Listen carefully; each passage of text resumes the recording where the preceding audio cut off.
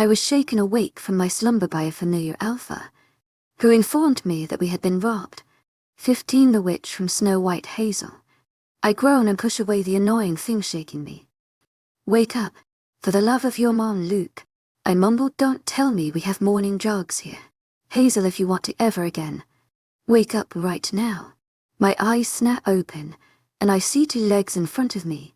My eyes travel up to see a familiar scowling alpha towering above me. I groan and drop my head against the cold forest floor again. How I ended up here, I have no clue, but I cowed and careless. But now that he has woken me up, I might as well get up. Calm down, princess. I mumble, we're alive. Alive and robbed. He glared at me. Only then do I realize. There are no bags around our campsite. They took all the bags. I ask in shock, yes. Luke growls, because of you. Wait, that means I don't have to carry them anymore. My arms shoot up in happiness, what? Luke's expression falls away and he blinks. I clear my throat and switch to my serious voice, damn. That's so bad. Well, we tried. Let's go back. This time when Luke looks heavenwards and drags a hand down his face. He even starts speaking. Why, moon goddess? He says, why did you pair me up with this fool? Rude. I huff and cross my arms across my chest, don't be so happy. We're not raw. Luke says to me, excuse me. My eyes wide, and did you lie to me then? I thought you'd have the slightest guilt and maybe act more responsible. He says as he kicks a tree. The bags fall down from him, but you're hopeless. I say, why didn't someone actually rob us? Luke takes one bag in his hand and gestures me to pick up the others. I gawk at him. Bloody hell. Do I look like a bodybuilder to you? Genuinely curious. No, he says, nor do I care what you look like. Pick up the 3rd bag. I can only crawl while carrying this much weight. Then crawl. Luke shrugs, but crawl fast. He starts walking, but I grab his arm. Luke snaps his head back. His eye go to my hand on his arm, then to my face as they narrow. I'm your companion, not your servant. I narrow my eyes as well. And you're practically useless. Luke rips his arm away from me. Blood rushes to my face and my jaw tightens. Before I could shoot a sharp reply, Luke continues. But I didn't expect any better. He looks down at me, you're an omega after all. Oh, he didn't just use that to insult me. Well, to my agent extraordinaire, Madeleine Nilben, heartfelt thanks for your unfailing patience, enthusiasm. I cross my arms, seems like a goddess thought of you as my equal, so she made us partners.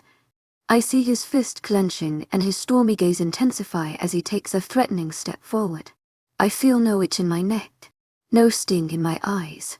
I stand my ground easier than usual. An alpha and omega can never be equals. Luke says lowly, of course they can't.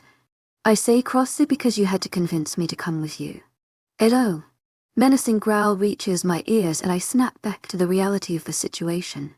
Maybe I went a bit overboard. Leave. What? My eyes go round with shock. You think I need you? Luke scoffs, I only needed a partner to enter. I can win this thing alone.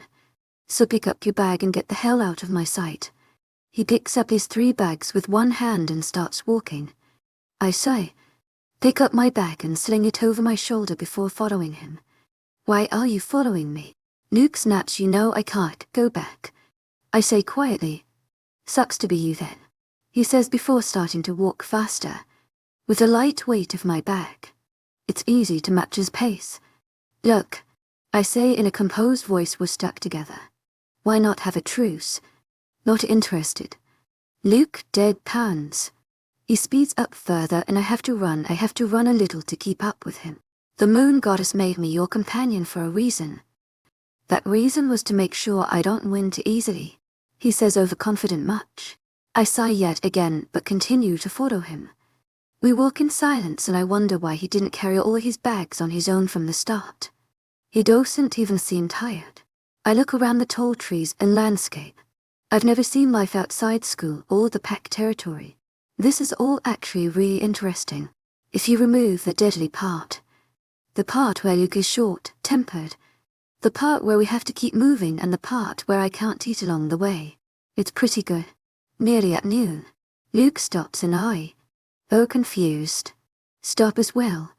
He drops his bags on the ground and from one of them takes out dolls. Red and charming as if the witch from Snow White sold him that. Oh, finally. I say happily as at lunchtime.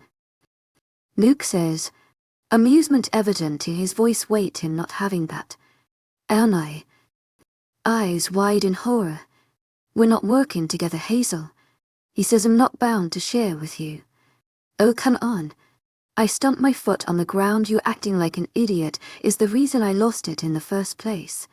Calling me an idiot won't make you lose your appetite. Luke shrugs unapologetically. My stomach takes that as a cue to rumble. Oh, even my body is siding with him. Luke, I say intently. Hazel, he says plainly. That's not even. I stop and take a deep breath. I'm sorry. I can literally do anything for food. What was that? Luke smirks patience. What you need when you just can't afford killing. I'm sorry. I say weakly, and what are you sorry for? Maybe I can afford killing him. For being incompetent and for arguing. I mumble. It's good that you realize your mistake. The smirk still on his face. He puts the fruits back and picks up his bags again. Luke starts forward and it takes me a moment to realize what just happened. Whoa. Whoa. Whoa. I say, coming beside him. What are you doing? Walking. He considers his answer for a moment, thinking and breathing too. What about lunch? What lunch? I just stare at him, rooted to my spot where he continues to walk. Luke, are you for real right now? Narrowing my eyes as I run up to him again. I never said I'd give you food if you apologized. Luke says coolly, nor did I say that we're back to being a duo.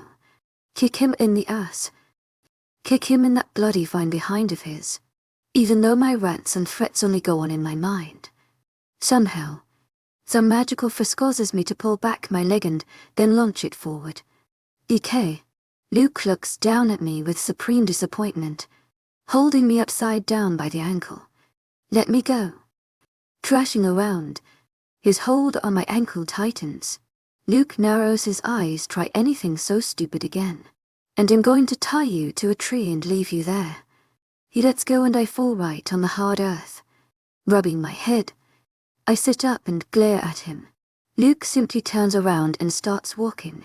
As I stand up and start after him again, I can't help but realize just how long these 2 months are going to be. 16 ape tendencies, hey. Person I'm not in a team with. What? When the bloody hell will we stop? Luke looks over his shoulder, a bored expression on his face. Then he looks up, at the setting sun. You'd think it would be romantic being in a forest with exotic birds and beautiful sunsets. No, not when you haven't eaten since morning and not when your partner is a total asshole. Perhaps we're done for the day. Almost grudgingly, with a sigh, I drop my bag on the ground. My stomach crumbles for the billionth time today. At least I'm not thinking of eating Luke. Due to courtesy of KORA, has Bill locked out a lot of things, including my werewolf appetite. I glance at him from the corner of my eye. Is he really going to ignore me? For how long? Should I apologize again? No, I apologized once. Twice, actually. I'm not going to shatter my ego for his. I nod at my inner voice, but once again, my stomach reminds me that I need food. Think, Elise. What can you possibly do? I look around place we'd stopped and then an idea lights up in my head. I could climb a tree and see if there's any fruit trees around. My mind made. I start my climb on a tree, my ape tendencies in full swing. Luke finally decides to acknowledge my existence. What are you doing? Climbing. For what reason? I look back and give him a foul look. I thought I should just hang myself. Who knows? Afterlife might not be so bad. With a nod, Luke opens a bag and pulls out a coil of rope. He tosses it at me and I clumsily catch it. You're going to need that, he says and goes back his inspection of the map. No. You can't kill him. He's your only hope of survival. I balance the rope on a branch and stand on one myself. Through the thick veil of leaves and boughs, I look around the neighborhood, searching for the supreme form of life, food. To my agent extraordinaire, Madeleine Noban, heartfelt thanks for your unfailing patience, enthusiasm. Dirt, more trees, moving plants, more rocks. Wait, what? My gaze snaps back to the moving patch of brown and green. Breath hitches in my throat. Just under me, I see metal first. The long metallic muzzle of a gun pointed straight at my asshole of a partner. The holder has brown hair and wearing a dark green shirt camouflage. In my panic, I lose balance and slip from the branch. A scream rips past my mouth, getting lost in an echoing bang.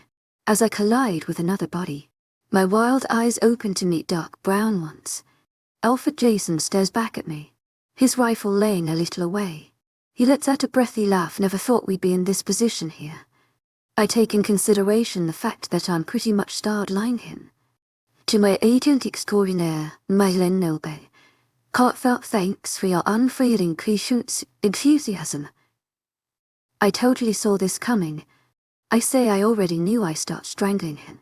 In the background, I hear sounds of groaning and fighting. Another bang rings in the air, but all of that remains my secondary concern since Jason manages to shove me off himself. You bitch. His voice is raspy. Face red, he moves to grab the rifle, but a small click makes him stop. I snap my head sideways at Luke. He's holding a gun aimed at Jason's head. Other than a busted lip, he seems fine. I wonder why I'm so relieved. Jason swallows thickly and attempts a weak smirk. Luke, buddy. His voice has a slight tremor. This has been real fun. But I should go now. No expression crosses Luke's face. Death hangs heavy in the air. Who it'll take, it hasn't told yet. But I can guess. Finally, Luke lowers the gun. The moment he turns around, Jason leaps for the rifle, and even before I have time to open my mouth, another bang echoes. Sound dies at my tongue, and I stare wide-eyed at blood on Jason's forehead, gushing out of a hole. His brown eyes glaze over, and his body falls on the forest floor with a thud. Death cheers and dances in the still air. The stench of blood heavy even without supernatural senses. You okay? I snap out of my thoughts and look at Luke. He's offering me a hand. Unable to form words, I nod. I put my hand in his, feeling absurdly assured. One, to my agent extraordinaire, Madeleine Noban, heartfelt thanks for your unfailing patience, enthusiasm. Unbloodied, he pulls me up and his dark gaze scans my frame quickly. Once assured, he starts walking, taking me along. At our little campsite, I see another body. A bloody hole in his chest. I avert my eyes. Maybe we should go somewhere else. I say to Luke, someone must have heard the shots. Luke casts me a glance. For a moment I think he's about to say something, but then he nods. We take our bags and walk off. The fire cackles. I sit with my back against a tree, eyes on the flickering flames.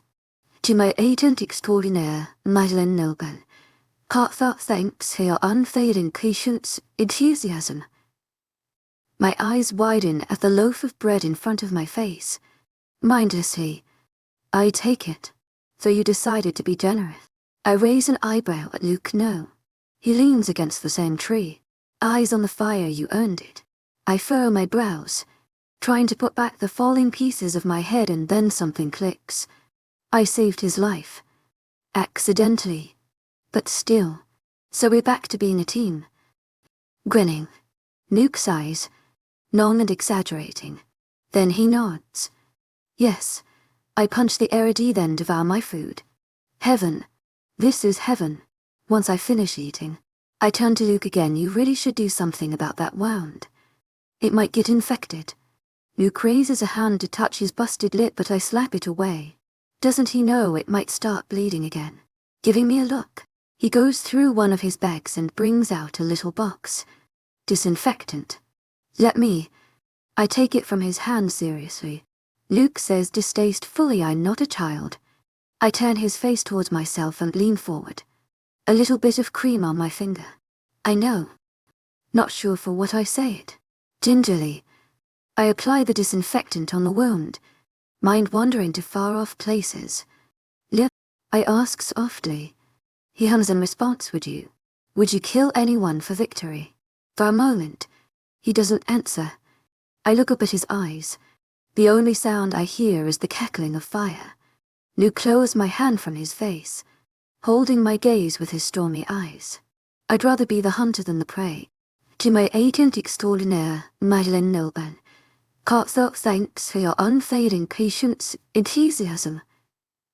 He gets up, leaving me to wonder about nothing and everything. Go to sleep. Luke says I'll keep watch tonight.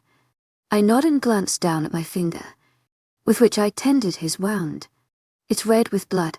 17. Dance in the rain. Sunlight cuts through the little spaces between the trees and shrubs, reaching the earth in small patches of buttery yellow. Birds chirp in their nests, preparing for the day's work. Birds. They're like gazer innocent, working from dawn till dusk just to keep going. But birds don't have to answer to stupid seniors. They don't get forced into submission on the name of duties. They don't get stuck with bosses on the name of a pack in the name of family. I yawn as I push myself up from my sleeping bag, rubbing my tired eyes. I look around. The fire had died down at some point in the night. Luke's luggage sits by one tree. Near it, I see a tall figure leaning against the bark.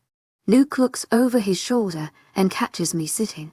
His eyes have slight shadows under them, but otherwise, he looks as alert as always, holding the map in his hand. I was wondering if I'd have to wake you up as always. Going towards his bags, I roll my eyes good morning to you two. About 15 steps in the south, there's a small lake.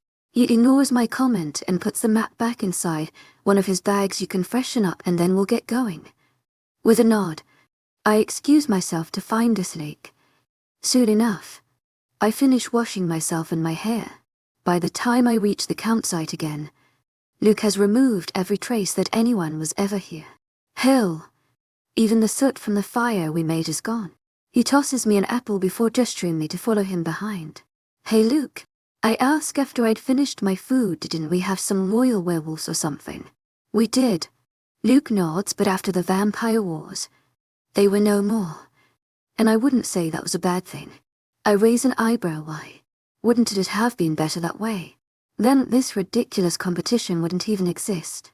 Jackson's hollow brown eyes flash in my mind. I shake my head. Get a grip. Whatever happened, happened. Being a royal doesn't mean you're going to be a good leader. Luke's deep voice brings me out of my thoughts besides. The royals held too much of their animalistic tendencies, horribly short tempers, too aggressive, unbearably bossy. The list goes on forever. Sounds like you. I muttered to myself, what did you say? Nothing. I flash him a sweet smile, but then, why this competition? Why not just vote for the Alpha Supreme? This isn't just a bloody game. Luke says, glancing at me from the corner of his eyes, it's a test. War strategies, survival skills, management and partnership. Whoever's the best at it will rightfully hold the authority over our race. I nod, absorbing the information. Who knew? This is actually quite sensible. But then, and if someone cheats? Blood coming from bullet holes. Luke shrugs his shoulders. Cheating can only get you so far. I nod, not voicing the doubts in my mind. I focus on the passing greenery, the tall trees with old vines hanging from thick branches, roots plunging up and down in the earth. My eyes travel to the sky. Clouds start filling the blue canvas with a muddy grey. Someone grabs my arm. I snap my head towards Luke. He's still as a statue. He glances at me with stormy blue hues. Don't move, they seem to say. His other hand lowers to put his bags on the forest floor before pulling out a shiny metallic thing from the waistband of his jeans. Luke lets go of my arm and takes a few steps towards the shrubs nearby. I swallow the panic rising in my throat. My own heart pounds in my ears. Luke looks over the wide leaves and then lets out an inaudible sigh. His shoulders slouch with the movement. What is it? Already moving forward to see. Luke steps aside and I look past the shrubs, feeling the tension in my own shoulders release. A dear family. The fawn looks so young. Its weak legs wobbling. Its parents graze the grass nearby, keeping an eye on their young one. I feel my lips tug upwards in a smile. Don't tell me, Luke says from my left. What? I raise an eyebrow. I'm not going to hunt them. What? Luke gives me a passive look, a werewolf smiling at a dear family. I've seen that many times. Blood rushes to my face. Partially from anger and partially from shame. I wasn't thinking that. I narrow my eyes, and even if I had been thinking about eating them, I wouldn't ask you to do it for me. Really. To my agent extraordinaire, Madeleine Nilben, heartfelt thanks for your unfading patience, enthusiasm. Luke raises his brows. Do you think you could have managed on your own, even without your werewolf abilities? I huff and cross my arms, giving him a steely glare. Of course I could. I say confidently I can do everything on my own. Luke leans forward, observing me with inquisitive blue eyes. I hold his stormy gaze. From my peripheral, I see him raise a hand and move it towards my face. He flicks a finger at my forehead.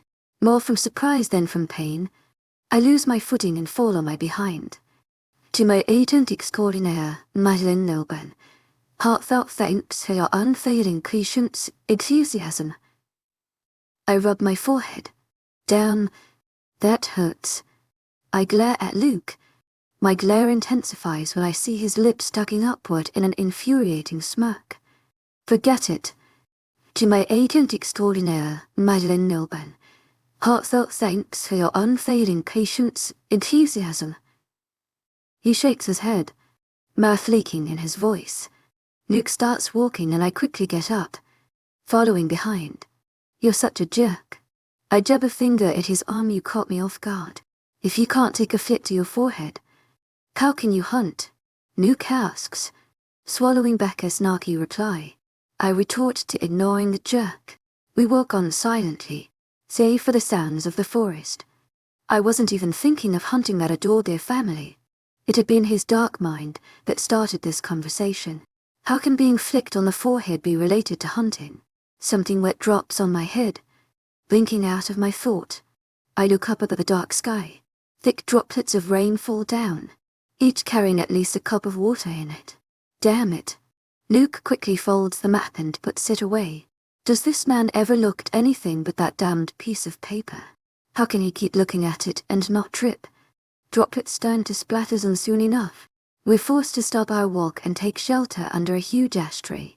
Just perfect, Luke murmurs to himself, furrowing his brows as he looks at the sky. Thunder roars, as if telling him to suck it up. With a sigh, Luke sits down beside me, our backs against the tree. For a few moments, awkward silence stretches between us. Well, I don't know about him, but it's awkward for me. To my agent extraordinaire, Madeleine Nilben, heartfelt thanks for your unfailing patience, enthusiasm. That's it. I've reached my capacity of being awkward. I clap my hands cheerfully and turn to face Luke. Let's talk. No. Perfect. I flash him a smile. I'll do all the talking. Why me? Luke looks up at the sky. Why did this have to happen to me? I give him the stink eye. Well, if you don't talk, someone has to. 2 hours. Luke gives me a look. For 2 hours you've been continuously eating up my mind. Do you ever shut up? Please? I roll my eyes. If I ever shut up, you'll miss it. I'm not mad. I'm sure you're not. I pat him on the arm anyways. Did I tell about that one time when Carlos and I ranked Darky as ghosts and she started thinking she'd going nuts?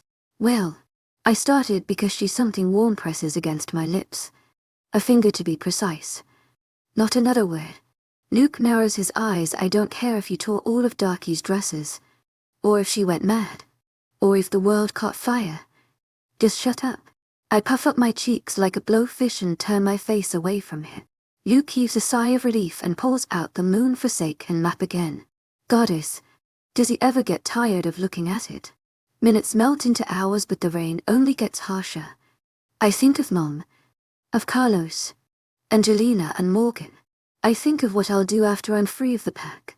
Finally tired of thinking, I glance at the wristwatch Luke is wearing. It's already well past night. Luke is still relentlessly working. calculating the days it'll take us to finish, marking different routes, calculating our food supply. Don't you ever get tired of working?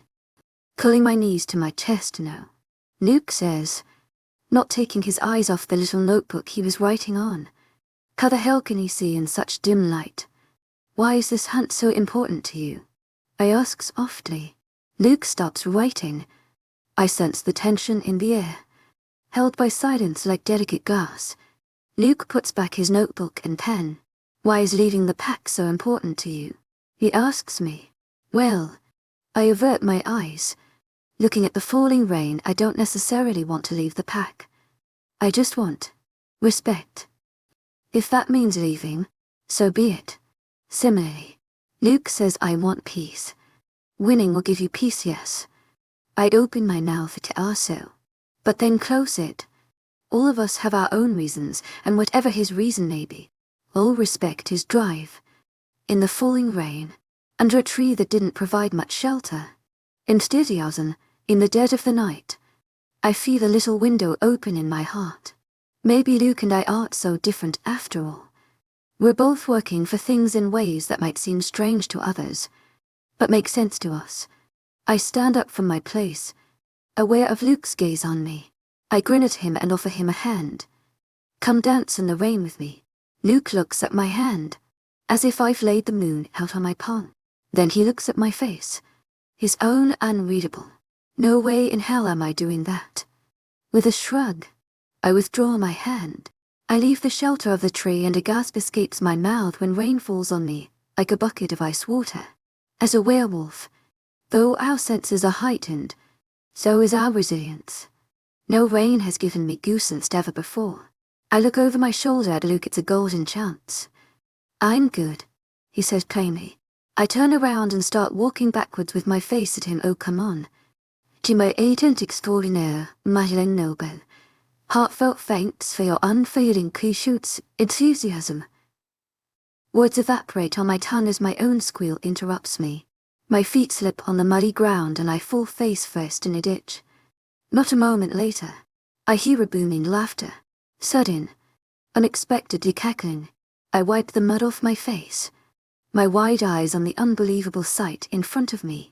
Luke Winters, the most monotonous, stern person alive, is laughing. You're such an asshole, I say despite my smile. That was gold, Luke says, his laughter coming to an end. I take a fistful of mud and him. My aim is apparently amazing because it catches him straight in the face.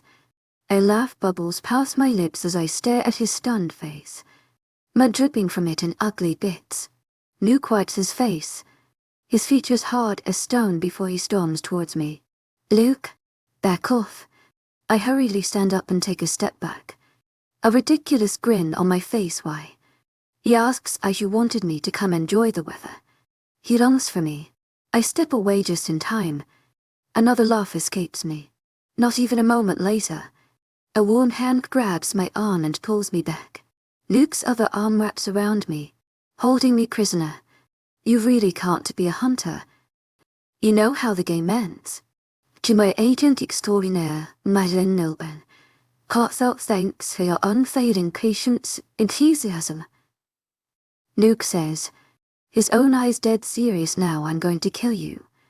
My eyes widen. I stare at his dead serious face, lost for words. Then his lips twitch upward. You asshole. I punch him hard across the chest, but Luke simply lets me go. You really thought I'd kill you, he says nonchalantly as he goes back to the tree. Well, no, but I hear a small chuckle and glare at his back. We both sat down in our previous spots, but I glare at Luke again. He pats my head. The action so sudden and strange my expression falters. You're too paranoid for your own good, he says with a shake of his head. When he meets my eyes again, I see something other than a storm of thoughts. Something like, to my agent extraordinaire, Madeleine Noble, heartfelt thanks for your unfailing patience, enthusiasm. His next words prove me right. But you're all right. To my agent extraordinaire, Madeleine Noble, heartfelt thanks for your unfailing patience, enthusiasm. I taken the shortest route. My legs ached. My arms were sluggish. My eyes heavy and mind-numb. "Luke," I groaned, "shut up. I'm tired." I whined. The bastard doesn't even bother to look back and keeps walking. "For the love of Moon, it's almost night." He didn't even let us stop for lunch and I just had to eat while walking. "Why can't we just stop and sleep?"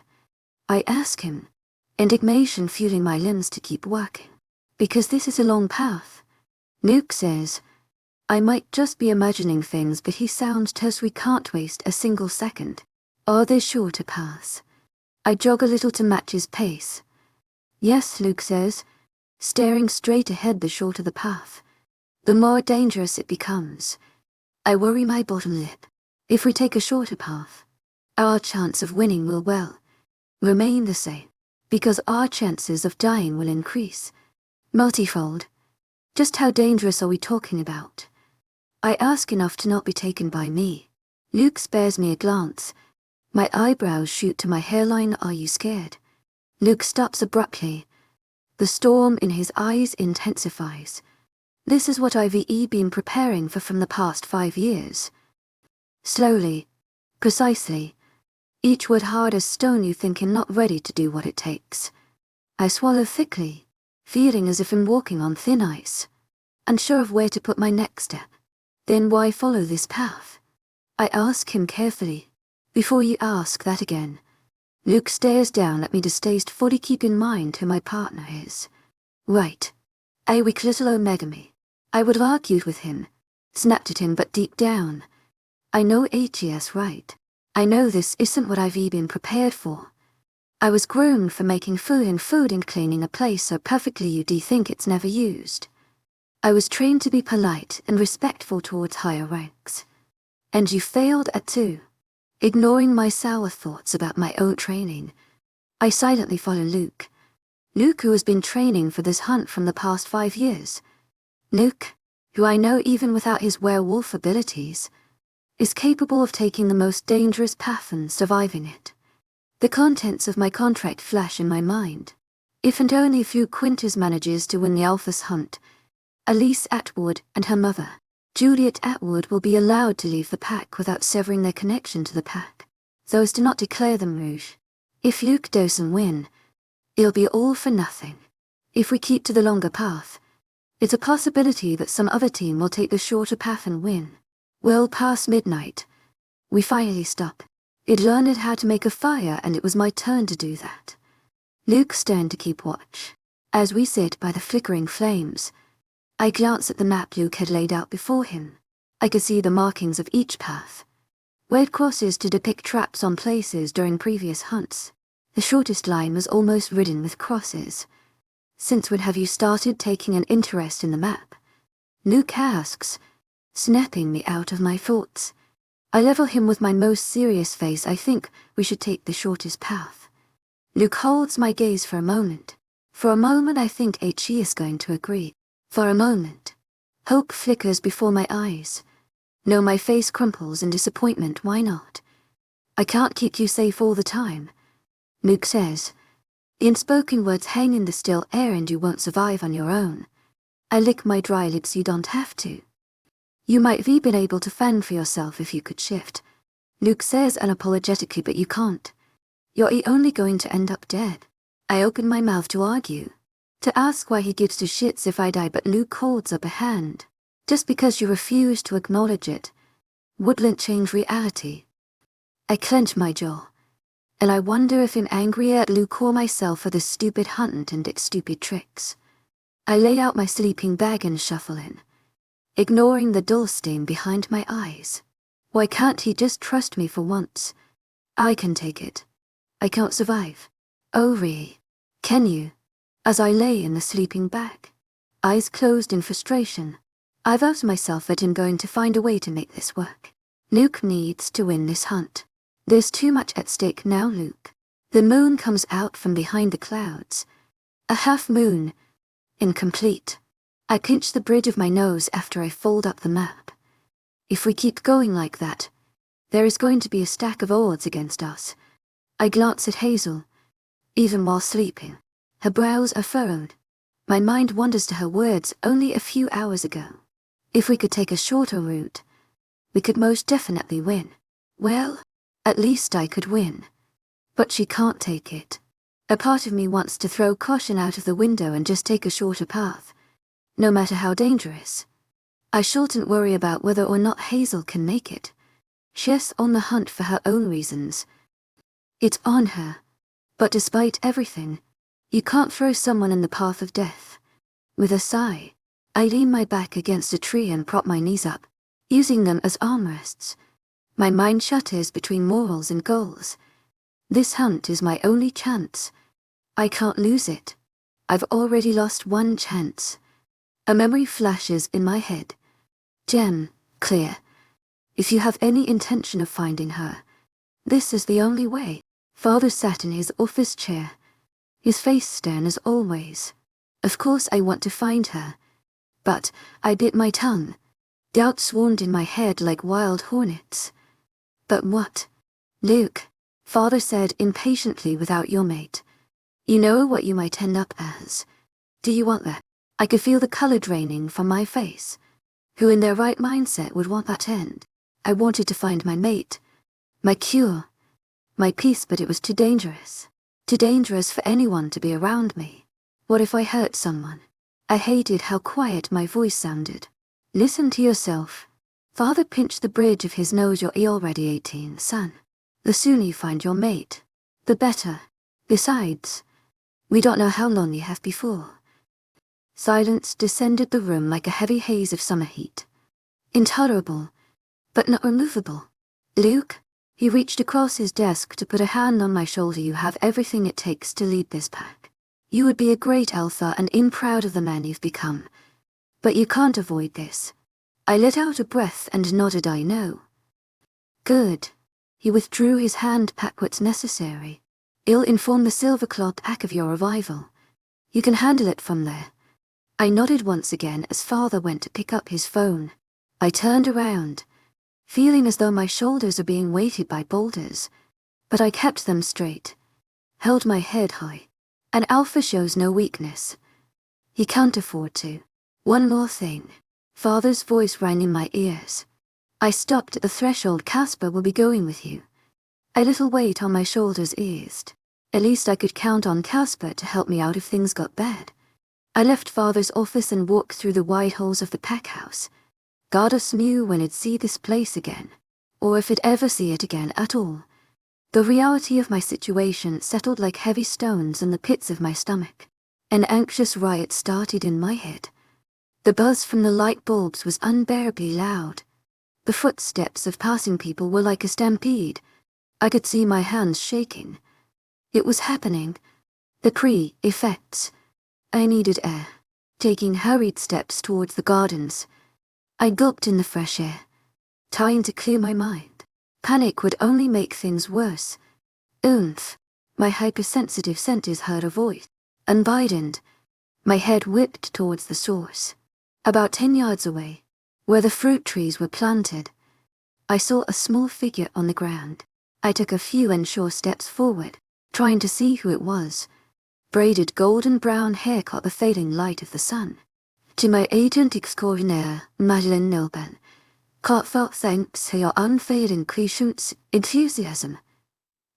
I thought to myself, it's the problematic Omega, Elise Atwood, the most peculiar Omega I had ever seen. I leaned against a nearby tree, thankful for a distraction. Stupid tree, she muttered to herself as she began climbing again. She dropped back on the ground. I felt my lips twitching upward. The riot in my head slowly retreated as I focused on the fresh air and the ridiculous sight in front of me. She was so bad at climbing it was hard not to laugh. Yet I cowed and helped but wonder why she wouldn't just give up and go back to the quarters. What are you doing here? I turned around to see Casper. Nothing. I pushed myself off the tree and stood straight. I was just getting some fresh air. We don't have much time. The Alpha wants us gone as soon as possible. He said like we're some pests. I don't know about myself, but you are a pest, I said as we started towards the mansion. Casper gasped like an overdramatic actress. How could you? Dickering. We went to the pack house. People nodded at me, smiled. Some even waved as we passed by them. All those people were counting on me to lead this pack one day, to keep all of them safe. As I packed my things, only one thought occupied my mind. I'm going to find a way to fix this, no matter what it takes. With a sigh, I close my eyes. Those words I'd said to myself so long ago still carved in my heart like a pledge. Even if I didn't find my mate, the Alpha Supreme Authority would be enough too. Pain shoots through my head. My eye snapped open, out of its own volition. My hand tore through my hair to the agonizing pain. My hands start shaking, my body heating up. The sounds of the forest too loud. Stumbling to my feet, I hurriedly open one of my bags. My clawed hands trush around in it, the pain threatening to crack open my skull. Finally, I find the small plastic bag I was looking for. Small glass bottles clink together as I pull it out and take one of them. My fumbling fingers rip out the cork and I swallow the contents. The fluid feels bitter on my tongue, burning my throat. I breathe in through my nose and exhale through my mouth. Slowly, steadily, my fingers turn back to normal. The pain recedes. A small groan reaches my ears. I whip my head towards Hazel. She shifts around in her sleep. But she doesn't wake up. You're running out of time. Winters. Do something before it's too late. I look up at the half moon. Soon enough it won't be so incomplete. I glance at Hazel again, raking my head for a way she can be strong enough to survive the shorter path. A way we can both get through this alive. I toss the empty bottle back inside the bag. The weapons shined dimly in the pale moonlight. Mindlessly, I caress the barrel of a gun. A thought speeds through my head. My hand stops. I am such an idiot for not thinking about this before. Hours later, I see the sun coming up. Birds start chirping. The fire dies down. A yawn reaches my ears. The sound of shuffling. I don't need to look back at Hazel to know she's up. Good morning, she mumbles. My lips twitch upward. A good morning indeed. 19 You should brush your teeth. I stare wide at the shiny metallic object Luke is holding out for me. Mindlessly, very sure that I'm imagining things. I take the gun from him. The cold metal presses against my palm. Its weight causing me a little difficulty, but it's enough to tell me this is really happening. You said we should take the shortest path. Luke says, bringing me out of my thoughts. Then this is our solution. You're going to teach me how to shoot? I ask breathlessly. Luke nods with a serious face. If you have any chance of surviving the shorter paths, you'll need all the firepower you can manage. I look at the gun in my hands and then at Luke, willing myself to keep my face straight and act dignified. I start squealing. Oh my moon. Oh my moon. I grin like a maniac while rocking on my toes. This is happening. What? Luke looks at me like I'm a talking ferret. You have no idea what this means to me. I fail to stop grinning. It's a long-lost dream of mine to learn how to shoot. A shooter. He raises his eyebrows. I know. To my agent extraordinaire, Madeleine Nilben, heartfelt thanks for your unfailing patience, enthusiasm. Talkative Omega wishing to be a shooter. But you can't blame me. I was obsessed with cowboys. So how do we do this? I ask eagerly. Luke starts explaining the proper way to hold a gun, to load it, how to put the safety on and how to use a silencer. I take in all the information, patiently waiting for when we'll move on to actual shooting. We should have used a silencer before. But Luke only has 3 and whenever we've needed to use guns, we haven't been fortunate to grab the ones who had the silencer on. The magic words leave Luke's mouth. We should start practice now. I whoop as my hands shoot towards the sky. I whip out the gun from the waistband of my jeans shorts where I put them a moment ago. Stand straight, with your feet apart. Luke instructs. We don't have ammunition to waste, so I put in pieces of cork. They're lighter than the bullets, but they'll have to do. I nod and do as I've been told. Luke's voice reaches me again. Keep your arms straight. One hand on the gun and the other supporting your wrist, so it stays straight. I aim at one of the trees directly in my line of sight and pull the trigger. I stumble back from the impact, though only a small sound echoes in the air due to the silencer as the aluminum foil flies towards the tree, the white material giving me view of its path. It flies straight past my target, the hill. I narrow my eyes at nothing in particular. It was supposed to hit the tree. Of course I didn't hit home. Luke shakes his head. You stumbled back and your hands flew upward. How can I stop that from happening? Keep your feet firmly on the ground. Maintain your stance. I do as he said, putting all my strength in my limbs as I aim again. I stumble back nevertheless. The cork goes past the tree again. This is not working, Lou says, pinching the bridge of his nose. Well, I can't become professional in a day, I mutter, half disappointed, half embarrassed. How come it looks so easy when he does it? I've never seen him stumble, nor any of the people who do it in TV shows or movies. You don't have to be a professional. Luke walks over to me. All we need is for you to be able to aim without falling over in the process. And her words die on my tongue when I feel a warm presence behind me. Luke's arms slid over mine, holding my hands a little higher than how I had them. His chest presses to my back. I feel he trushed to my face. Relax. His breath tickles my ear. If your ear so tense, you'll stumble for sure. What the hell? How can I relax when a man is holding me like this? I'm a decent girl for moon's sake. I'm not used to this kind of thing. Pull the trigger.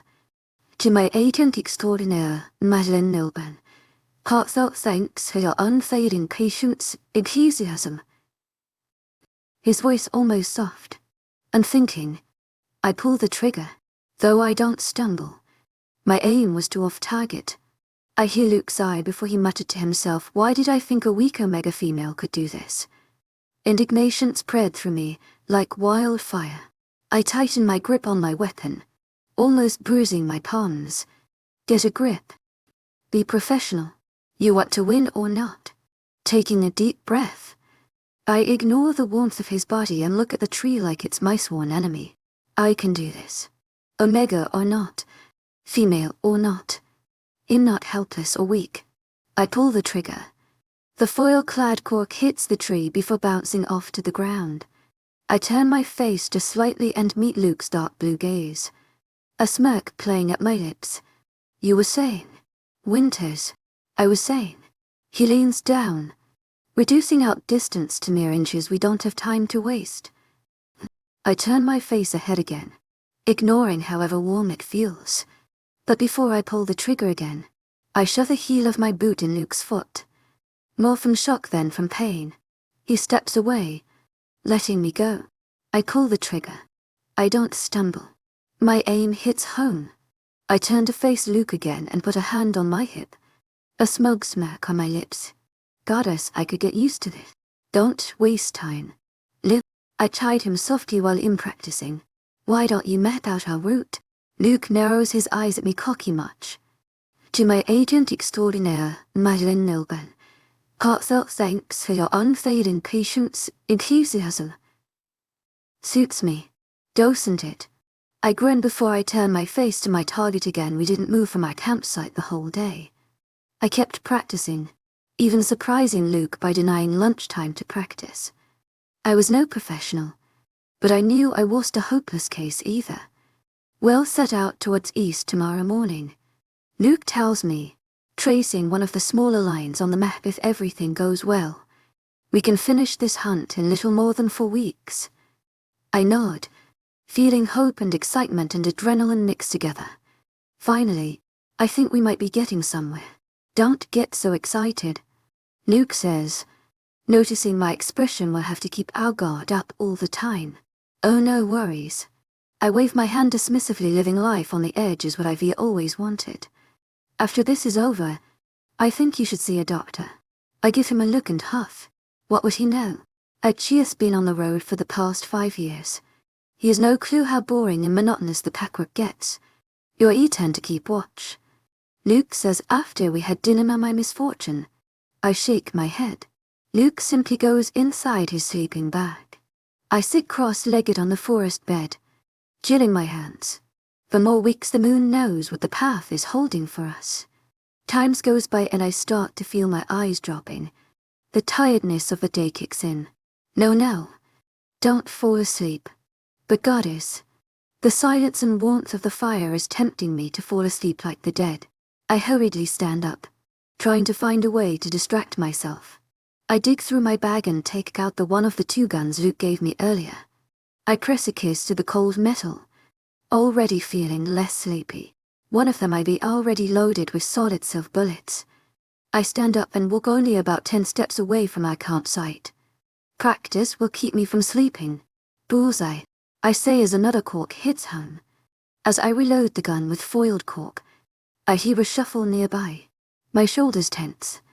It's probably just an animal, looking for a better place to sleep. But my gut clenches in a bad way. My instincts tell me to run. I slowly back away and go back to my campsite. The sight of Luke, even if sleeping, gives me a little comfort. I put my gun back, but the tension in my shoulders doesn't leave. You're being paranoid, I tell myself. It's probably nothing. A low growl reaches my ears. I spin around, the gun with bullets in hand. My heart jumps to my throat. Luke, I say, but my eyes keep darting towards the bushes. After a small groan, I see him sit up from my peripheral. What are you doing? He raspy voice. I thought I heard something pounces on me. My back scuds against the hard forest floor. The heavy paws press my shoulders down. A grey wolf growls at me. My nose crinkles at the horrid smell from its mouth. Like rotten meat. You should brush your teeth more. I grit out. My hand moves up and I pull the trigger. A slight swoosh reaches my ears before something warm and wet trickles from the wolf's gut to my hand and clothes. With a pained howl, the beast slumps on me. Then the weight is gone. Someone yanks me up by the arm. Luke and I back away as for wolf close in on us. Weren't our wolves locked? I ask him in a frantic whisper, what are those? Rouges. He says a trap. When I say run you. A brown wolf tackles him to the ground. Luke wedges his hands between his jaws, wrestling the big beast to get it off. From the corner of my eye, I see one of the other wolves rush towards me. Almost without thinking, I pull the trigger. It dodges, hissing a curse. I frantically move out of its way. Its claws graze my arm. I shoot again. The bullet hits home. Whimpering, the wolf falls down, red seeping from its side. I whip my head towards Luke, who's busy trying to keep the other 3 wolves off him. I raise my gun. My eyes dart between the 4 figures, unsure of what to do. Luke throws one of them off his back, his sleeve ripping in the process. I take that as my chance to move. Taking aim, I don't think before pulling the trigger. The wolf falls. I turn towards Luke, but HE's standing on his feet. A wolf with broken jaws whimpering at his feet. The other laying limp against a far tree. We meet each other's eyes once.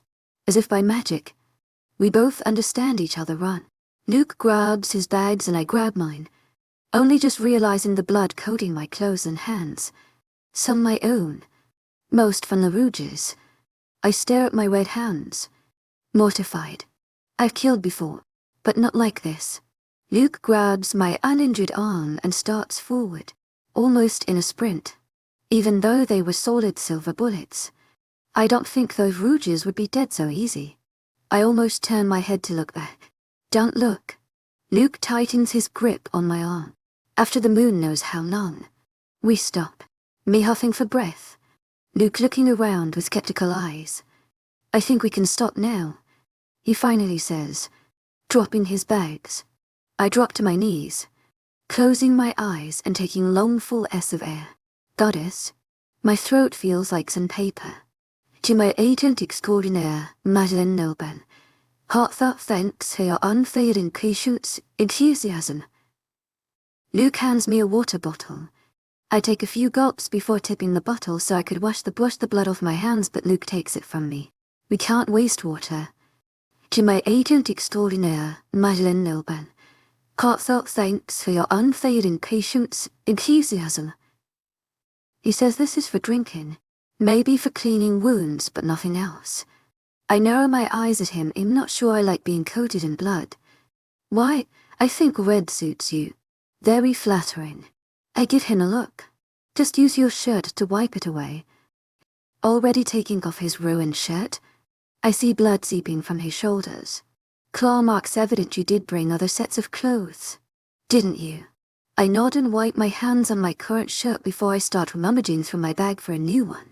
Once I come out from behind one of the trees, I see Luke dressed in a fresh shirt, apparently done with cleaning his wounds. Let me see your arm, he says as I near him. I hold out my arm, glad that it brought more tank tops rather than shirts. Luke cleans the wound with a wet piece of cloth from his previous shirt. I hiss a little, but let him work. If I thought the cleaning was bad, application of the disinfectant was worst. I almost jumped away from Luke. To my agent extraordinaire, Madeleine Noble, heartfelt thanks for your unfailing patience, enthusiasm. If he taunts me on my old behavior right now, I'll lose it. We're lucky we got away with bear scrapes. He says I scoff, not lucky. Talented. I shot 3 of them. Remember. Congrats. The barest smile touches Luke's lips. You're ready to face the actual hunt. 20. The first lodge who's a good boy. I coo as I scratch his head obviously. You are. Luke says in irritation, stop it. I huff, you're just jealous because animals hate you and not me. Stop playing with that squirrel. We have to get going. Already starting to walk, but no arguments. To my agent extraordinaire, Madeleine Noble, heartfelt thanks for your unfailing patience, enthusiasm.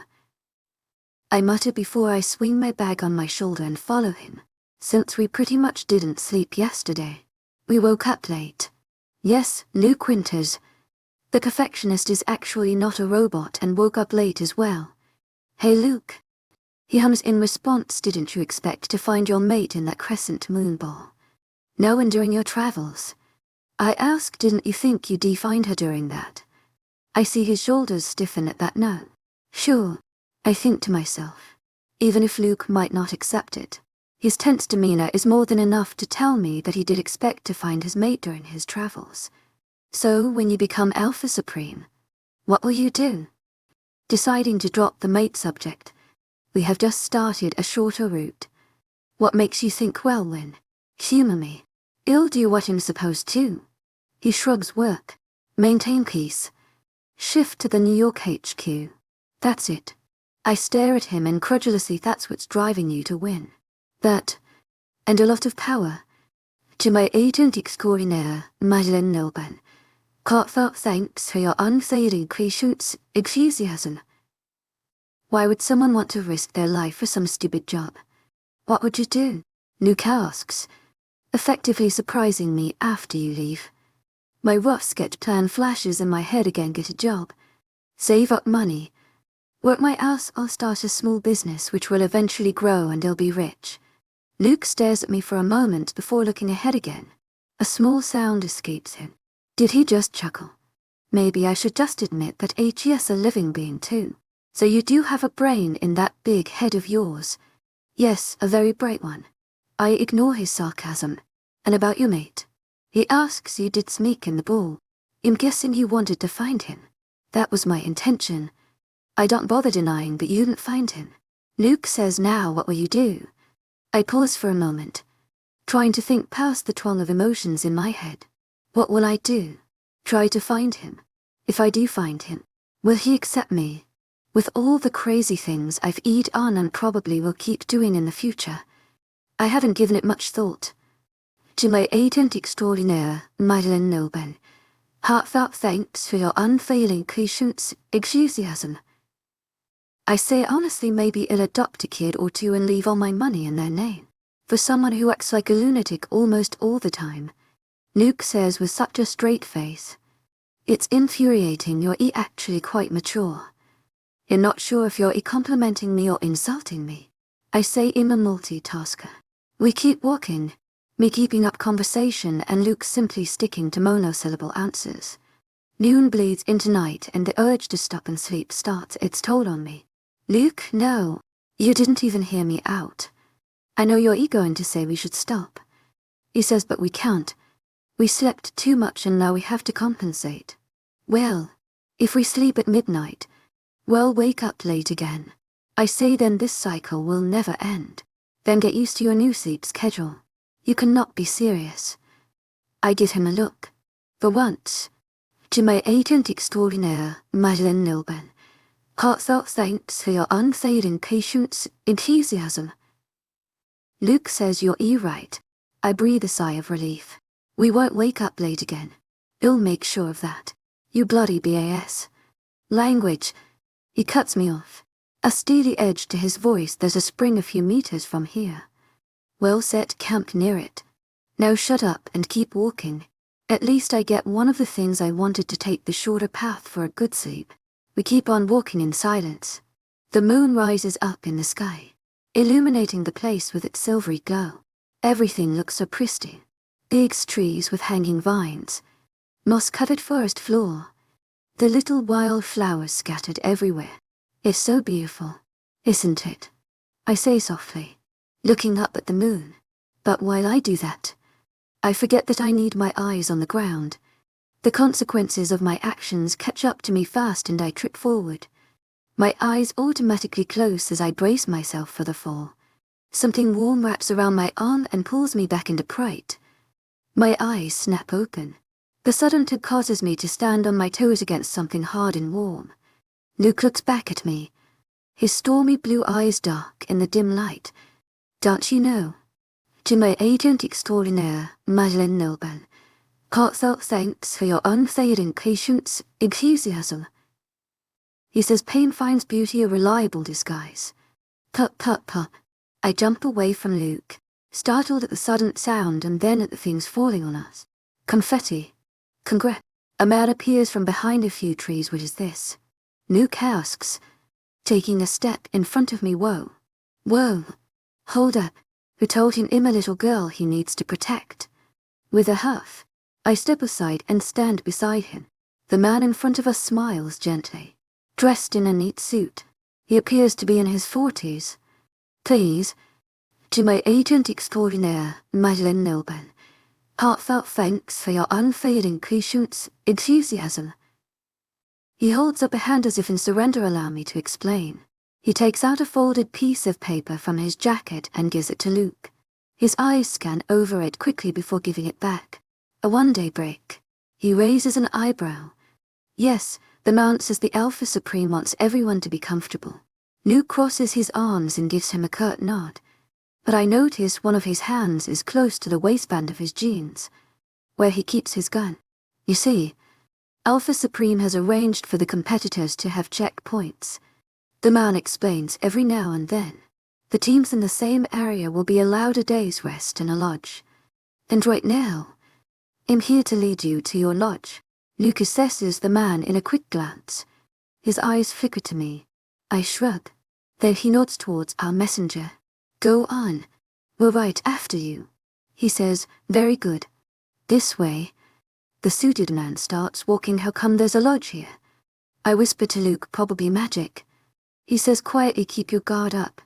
This is the first time I'm hearing anything like this. I nod, feeling my stomach turn a bit in anxiety, but this man hadn't been one of the participants. Besides, if HES allowed to pay some witch to make a lodge here, HES probably an official. And soon enough, we reach a little wooden cabin in a clearing. I look around for any sign of danger, but everything seems normal. Then again, it's not very well lit at this hour of the night. The suited man opens the door for us. Once all of us are in the front hallway, he turns to us again. You have to leave your weapons with me. To my agent extraordinaire, Madeleine Nilben. Heartfelt thanks for your unfailing patience, enthusiasm. The man says all the other teams in this lodge have done so. This is supposed to be neutral territory. Luke's shoulders stiffen at that. But still, he hands over the weapon bag. The guns he and I keep on ourselves still hidden beneath our clothes. Please make yourselves comfortable. There are 3 more doers here other than you. He says I should get going. I have others to attend to. With that he leaves us alone, closing the door behind. What now? I ask Luke. Now we see what's going on. he says surprisingly. He takes my hand in his and starts forward. A strange sensation rises up my arm, but somehow, I like the press of his palm against mine. Goddess, I need to pull my hand away. Before I have the chance to do that, I hear someone laughing as we enter the lounge. The guys look back at us. Their eyes fall on Luke first, not very surprised. They probably already know him. Then their gazes turn to me. To my agent extraordinaire, Madeleine Nilban. Heartfelt thanks for your unfailing patience, enthusiasm. Amused. Indecent. Ah, Luke. One of them stands up from the couch. Running a hand through his sandy blonde hair, I was wondering if you'd be joining us. To my agent extraordinaire, Madeleine Nilban. Heartfelt thanks for your unfailing patience, enthusiasm. Luke gives him a curt nod in surprise that your E's still alive. Your E is cheerful as always. Adrian laughs, won't introduce me to your little companion. I notice the momentary hesitation on Luke's face before he pulls his hand away from mine. Is he ashamed of me being his companion? A messly and mega girl. Elise? He says formally, putting a hand on the small of my back. This is Adrian Woodsman, Alpha of the Blue Moon Pack. A pleasure to meet you, milady. In one swift movement, Adrian takes my hand and presses a kiss to my knuckles. Allow me to introduce you to our housemates for the time being. He pulls me towards the couches and sits me down. Luke walks over to us and sits down on my other side, putting aside his bags. I put mine down as well. This is Ryan. Adrian gestures to a man with dark hair and equally dark eyes, my beta and partner. Nice to make your acquaintance. Ryan odds me, his face passive. In Joseph, a man with long, wavy brown hair says to me, his green eyes sparkling, Alpha of the Riverfall Pack. My name is Freddy. The man sitting beside him says, he is that playful childlike face with bright blue eyes and silvery blonde hair in Joseph's Delta. Pleased to meet all of you. Finally managing to take my hand away from Adrian. Let me call our last duo. Adrian says as he leaves the lounge and goes up the little wooden staircase. So, Elise. Joseph leans forward. How are you liking the hunt so far? I shift a little in my seat. His gaze unnerving me. There's not much to like. Luke is lucky to have you as his partner. Freddy says with a grin, must be nice to have someone to cook good food and keep you motivated. Luke snorts quietly to himself. I throw him a quick glare. Should I pop Freddy's bubble and tell him that I'm not a perfect maiden? Probably not. Footsteps reach my ears and soon enough, Adrian comes down the stairs with 2 other men in tow. My eyes widen at the sight of them. Rich golden hair, crystal blue eyes and a tall, well-built frame. I stare at him wide-eyed, standing up from my seat. He mirrors my expression before giving me a bright smile. In a few long strides, a cheers in front of me, and before I know what's happening, he calls me in a hug. It lasts for just a moment, but the stares that come after it last longer. Are you all right? He looks me up and down. You offend me. I roll my eyes. I'm not all right. In amazing. That earns me a round of snickers and chuckles. Ethan smiles at me, taking a step away so as to maintain a respectable distance. My apologies, he says with a chaste bow before turning around to look at the man behind him. This is Tyler, my beta and companion. I remember him a little from the Crescent Moon Ball. Same black strands of hair, same hazel eyes. Miss Atwood, he nods, evidently surprising me. He knows my name. Will someone tell me how you two? Adrian motions between me and Ethan know each other. Ethan opens his mouth to say something, but a deep, hard voice cuts in. Not likely. Woodsman. He stands up and stands by my side. We'd like to retire to our rooms. Tension charges in the air. Adrian holds Luke's gaze with his fierce brown eyes. Joseph observes them with a hint of interest. Ethan seems tense. Tyler, Freddy and Ryan look ready to defend each of their alphas if needed. They're only for rooms. Joseph says to people we'll have to share one room. Very interesting. Adrian says, a sudden grin on his face. So, Elise, who would you like to sleep with? That sounds so damn wrong. That is not a question. Luke narrows his eyes at him and a spiteful glare. She's going with me. No one asked you. Winters. Ryan speaks. Backing up Adrian, she can choose for herself. Whoever Elise is comfortable with should keep her company. Ethan says with a nod. If you've forgotten. Luke says with a dangerously calm voice in her partner. She's obviously more comfortable around me. She didn't have an option about being your partner. Look. Ethan gives him a measured look. Now she can choose. Are you saying that just because she let you hug her? Freddie raises his brow at Ethan. Trust me. A voice says in my ear. I almost jump when I see Joseph behind me. You need to choose wisely right now. I step away from him, giving him a wary look. What the hell have I gotten myself into? I clear my throat. Everyone turns their attention to me. We should all just share with our partners. I say in a professional tone, we're still opponents. That's a reasonable argument. Tyler nods at me, so it's settled. Luke says. Did I imagine the hint of triumph in his voice? Where's our room? There are 2 rooms on the 2nd floor. Ethan says one of them has our luggage. You can take the other. Luke nods and grabs our bags from the floor. Joseph turns to me with a smirk on his face. If you're scared, Elise dear, he says like a true gentle ass, my room is just in front of the stairs. And if you see his face and get scared, Adrian says my room is just beside it. I doubt she's afraid of the night. Luke says she's been sleeping under the open sky for almost 2 weeks. All the more reason to sleep comfortably tonight. Adrian winks at me. I offer him a tight smile before hurrying towards the stairs. Luke follows behind. We find our room, and as the door closes behind, I let out a breath I didn't know I was holding. Goddess, that was too much testosterone. Don't let them get to your head, Luke says, glancing at me from the corner of his eyes. Alphas tend to get antsy when they're away from females for too long. I crinkle my nose in distaste. You don't do that. The barest smile flickers across his face in a rare peace, regardless of the tension downstairs. When I collapse on the soft bed, I sigh in purest as why. After almost 2 weeks of sleeping in a stuffy sleeping bag, I finally get to sleep in an actual bed. What do you mean in not sleeping on the bed?